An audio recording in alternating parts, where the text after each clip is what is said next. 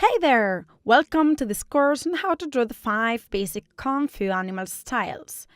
During the lessons, I'll be teaching you what Kung Fu is and which the main passes of Kung Fu animal styles are. Afterwards, we're going to study the clothing of martial artists in order to learn how to draw them. After that, we are going to look at action and motion lines. We are going to use some pictures as a reference, and then we are going to make our own drawings next to them.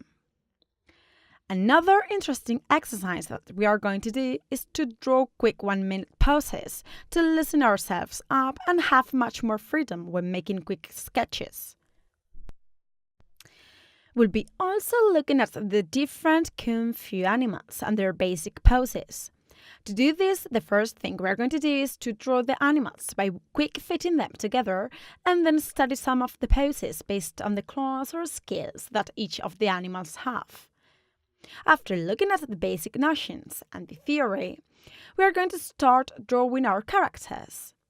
To do so, we are going to base ourselves on the photos and the poses we drew next to them for each of the animals.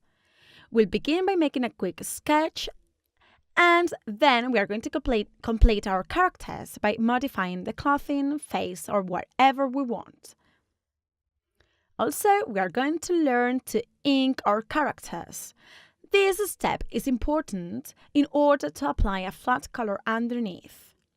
Finally, we are going to learn to apply a basic color to our characters, as well as some cool effects that will give our final result a professional aspect.